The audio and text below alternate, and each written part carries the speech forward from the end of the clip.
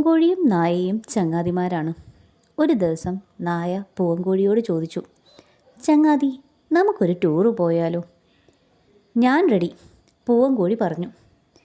പിറ്റേ ദിവസം രാവിലെ തന്നെ അവർ രണ്ടുപേരും കൂടി യാത്ര തുടങ്ങി. കാടും പുഴയും അരുവിയും എല്ലാം കണ്ട് ആസ്വദിച്ച് അവരങ്ങനെ യാത്ര തുടർന്നു. ഹായ്, എന്ത് ഭംഗിയാണ് ഇവിടെ എല്ലാം കാണാൻ, പൂവൻകോഴി പറഞ്ഞു. അതെ, എന്ത് രസമാണിതെല്ലാം, നമുക്കിനിയും ഇടയ്ക്കിടയ്ക്ക് ഇങ്ങനെ ടൂർ വരണം, നായ പറഞ്ഞു. അങ്ങനെ രാത്രിയായി. അവർ ഉറങ്ങാൻ വേണ്ടി ഒരു വലിയ മരം കണ്ടുപിടിച്ചു. ഞാൻ ഈ മരത്തിൻ്റെ മുകളിൽ കിടക്കാം, നീ ഈ മരപ്പൊത്തിൽ കിടന്നോളൂ, കോഴി നായയോട് പറഞ്ഞു. അങ്ങനെ കോഴി മരത്തിൻ്റെ മുകളിലും നായ മരത്തിൻ്റെ പൊത്തിലും കയറി ഉറങ്ങാൻ കിടന്നു.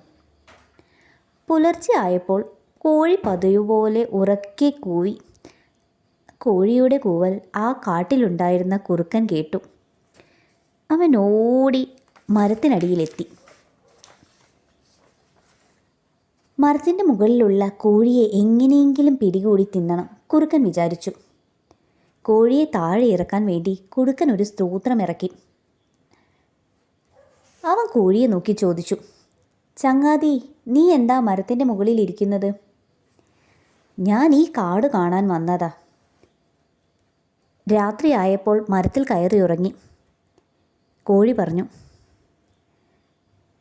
നേരം വെളുത്തല്ലോ, നീ താഴോട്ട് ഇറങ്ങി വാ, ഞാൻ നിന്നെ കാട് കാണിക്കാം, കുറുക്കൻ വീണ്ടും സൂത്രമിറക്കി. എന്നിട്ട് കുറുക്കൻ കൊതിയോടെ നാവ് നുണങ്ങി കോഴിയെ തന്നെ നോക്കി നിന്നു. കോഴിക്ക് കുറുക്കൻ്റെ സൂത്രം കൃത്യമായി മനസ്സിലായി. അവൾ പറഞ്ഞു, എൻ്റെ കൂട്ടുകാരൻ കോഴി ആ മരപ്പൊത്തിലുണ്ട്, ഒന്ന് വിളിക്കാമോ? നേരം പുലർന്നിട്ടും അവൻ ഇതുവരെ എണീറ്റിട്ടില്ല, കൂർക്കം വലിച്ചു ഉറക്കമായിരിക്കും. മരപ്പൊത്തിൽ മറ്റൊരു കോഴിയുണ്ടെന്ന് കേട്ട കുറുക്കൻ നാവ് നുണഞ്ഞ് മരപ്പൊത്തിലേക്ക് ആ കോഴിയെ പിടികൂടാൻ വേണ്ടി പൊത്തിനടുത്തേക്ക് നടന്നു. എന്നിട്ട് കുറുക്കൻ പൊത്തിനുള്ളിലേക്ക് തലയിട്ടു. കുറുക്കൻ്റെ വിചാരം എന്താ, മരപ്പൊത്തിൽ മറ്റൊരു കോഴിയുണ്ടെന്ന്. പക്ഷേ യഥാർത്ഥത്തിൽ മരപ്പൊത്തിൽ ആരായിരുന്നു ഉണ്ടായിരുന്നത്? നായയല്ലേ. അപ്പോൾ മരപ്പൊത്തിൽ ഉണ്ടായിരുന്ന നായ പൊത്തിലേക്ക് തലയിട്ട് കുറുക്കൻ്റെ നേരെ ചാടി വീണു. പേടിച്ച കുറുക്കനെ നായ ഓടിച്ചു. ഇത് കണ്ട് മരത്തിന് മുകളിലെ കോഴി പൊട്ടിച്ചിരിച്ചു. കുറുക്കനെ ഓടിച്ച ശേഷം നായയും കോഴിയും പിന്നെയും അവരുടെ യാത്ര തുടർന്നു.